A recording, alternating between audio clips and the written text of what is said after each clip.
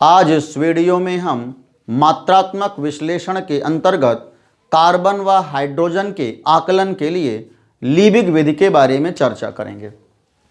लीबिग विधि,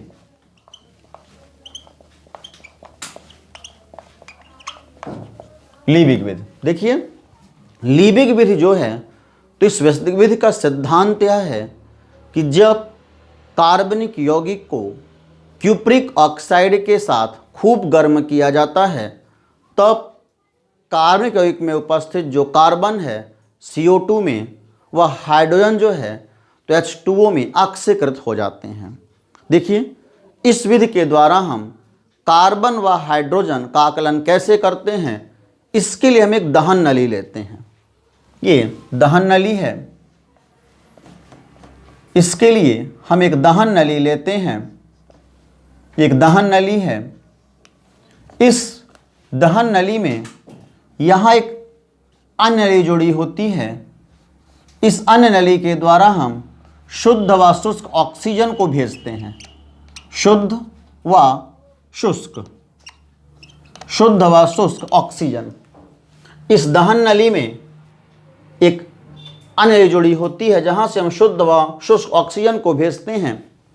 और ये दहन नली, जैसा हमने बताया कि ये दहन नली होती है और इस दहन नली में यहाँ पर प्लेटिनम नौका, यहाँ पर प्लेटिनम नौका होती है।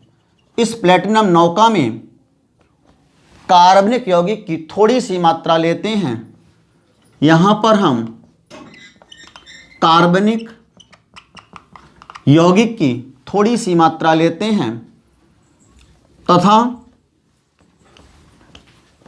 जिस भी ऑर्गेनिक कंपाउंड में हमको कार्बन व हाइड्रोजन की पहचान करनी होती है उसकी थोड़ी सी मात्रा हम इस प्लेटिनम नौका में लेते हैं तथा इस प्लेटिनम नौका को एक बर्नर के द्वारा गर्म करते हैं व यहाँ पर एक भट्ठी, दहन नली में आगे एक भट्ठी लगी होती है।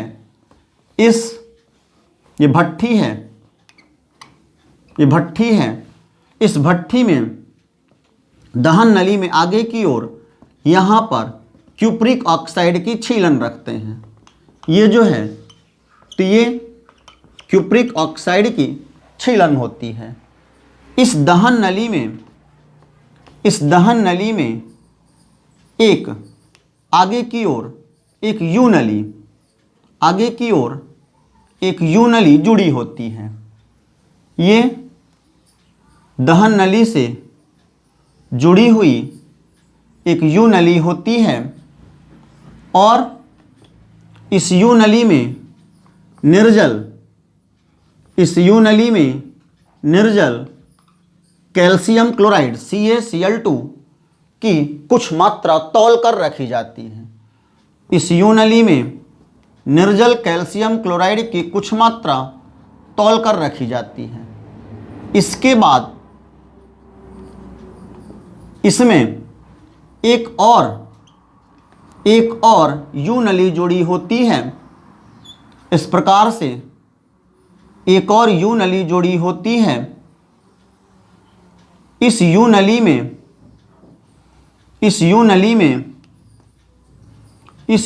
में KOH का विलयन भरा होता है। इस यू नली में KOH का विलयन तौल करके लिया जाता है। तो यहाँ पर इस यू नली में हम लेते हैं निर्जल कैल्शियम क्लोराइड को, इस यू नली में लेते हैं KOH के विलयन को तथा यहाँ से अतिरिक्त ऑक्सीजन, यहाँ से अतिरिक्त ऑक्सीजन बाहर निकलती है। यहाँ से अतिरिक्त ऑक्सीजन बाहर निकलती है। तो इस प्रकार से इतनी व्यवस्था हम बनाते हैं। एक दहन नली लेते हैं जहाँ से अन्य नली जुड़ी होती है, जहाँ से हम शुद्ध व शुष्क ऑक्सीजन भेजते हैं तथा कार्बनिक यौगिक को इसकी थोड़ी सी मात्रा एक प्लेटिनम नौका में, एक प्लेटिनम नौका है, इस प्लेटिनम नौका में लेते हैं और इस दहन नली में आगे क्यूप्रिक ऑक्साइड की छीलन रखते हैं तथा एक भट्ठी के द्वारा इसको गर्म करते हैं। दहन नली में आगे की ओर 2 यू नली होती हैं। एक यू नली में निर्जल कैल्शियम क्लोराइड को तौल करके रखते हैं तथा आगे की ओर अन्य यू नली में KOH के विलयन को तौल कर रखा जाता है। अब देखिए इसमें क्रिया क्या होती है। देखिए जो कार्बनिक यौगिक है, जब इसे दहन नली को हम गर्म करते हैं तब कार्बनिक यौगिक में उपस्थित जो कार्बन होता है, जो कार्बनिक यौगिक वाष्पित होता है, पूरा ऑर्गेनिक कंपाउंड वाष्पित होता है और वाष्पित होकर के इसका जो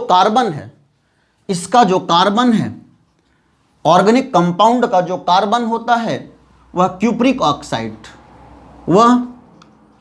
ऑक्साइड के साथ क्रिया करके CO2 में ऑक्सीकृत हो जाता है। वह जो है CO2 में ऑक्सीकृत हो जाता है, वह कॉपर अलग हो जाता है। बैलेंस करने के लिए चूंकि यहाँ पे 2 ऑक्सीजन हम 2 ले लेंगे तो ये हो जाएगा CO2 प्लस 2CO। तो इस प्रकार से जो कार्बन है वो CO2 में ऑक्सीकृत हो जाता है तथा जो हाइड्रोजन है वह क्यूप्रिक ऑक्साइड के साथ क्रिया करके H2O, यह जो है H2O में ऑक्सीकृत हो जाता है। ये जो है H2O में ऑक्सीकृत हो जाता है, कॉपर अलग हो जाता है। तो हम इस प्रकार से देख रहे हैं कि जो कार्बन था वह CO2 में ऑक्सीकृत हो गया तथा जो हाइड्रोजन था वो जलवाष्प में ऑक्सीकृत हो जाता है। इसको हम ऐसे भी लिख सकते हैं CXHY plus X plus Y/4 O2 CuO और XCO2 प्लस Y/2 H2O। इसको हम ऐसे भी लिख सकते हैं। तो हम देख रहे हैं कि जो अपना कार्बन था वो CO2 में ऑक्सीकृत हो गया, हाइड्रोजन जलवाष्प में ऑक्सीकृत हो गया। अब दहन नली में जब हमारी जलवाष्प आगे बढ़ती है तब इस यू नली में जलवाष्प एब्जॉर्ब हो जाती है। यहाँ पर जो जलवाष्प है अवशोषित हो जाती है, यहाँ पर जलवाष्प अवशोषित हो जाती है। तो अवशोषित होने के बाद इसका द्रव्यमान बढ़ जाता है, CaCl2 प्लस H2O हो जाता है। तो कुल द्रव्यमान में से हम CaCl2 के द्रव्यमान को घटा करके और जल की मात्रा ज्ञात कर लेते हैं। यहाँ से हमें जल की मात्रा पता लग जाती है। कुल मात्रा में हम CaCl2 की मात्रा घटाते हैं जिससे हमें जल की मात्रा पता लग जाती है। इसी प्रकार से जो हमारा CO2 है, जो बना हुआ CO2 है, वो आगे की ओर आकर के KOH विलयन में एब्जॉर्ब हो जाता है। यहाँ पर कौन एब्जॉर्ब होता है? CO2। इसमें वैसे ही करते हैं। यहाँ पर CO2 एब्जॉर्ब होने के बाद इसकी मात्रा बढ़ जाती है, इसका द्रव्यमान बढ़ जाता है। तो कुल द्रव्यमान में से हम KOH के द्रव्यमान को घटा करके CO2 की मात्रा ज्ञात कर लेते हैं और CO2 की मात्रा ज्ञात करने के बाद हम निम्न सूत्र के द्वारा इस यौगिक में प्रतिशत कार्बन व प्रतिशत हाइड्रोजन की मात्रा ज्ञात कर लेते हैं। देखेंगे सूत्र को, कार्बन की प्रतिशत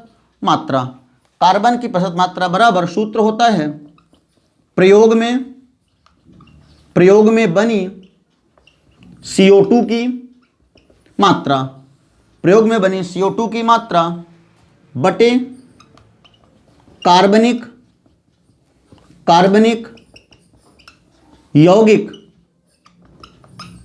यौगिक की मात्रा गुणे 12/44 गुणे 100। इस सूत्र में हम प्रयोग में जो इतनी CO2 हमें मिलेगी उस CO2 की मात्रा रखेंगे और ऑर्गेनिक कंपाउंड की मात्रा रखेंगे गुणे 12/44 गुणे 100। इस सूत्र के द्वारा हम कार्बन की प्रतिशत मात्रा ज्ञात कर लेंगे। इसी प्रकार से हाइड्रोजन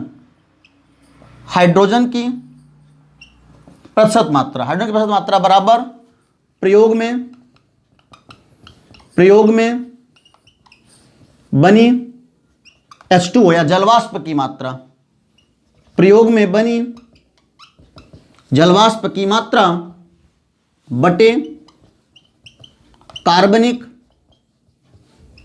बटे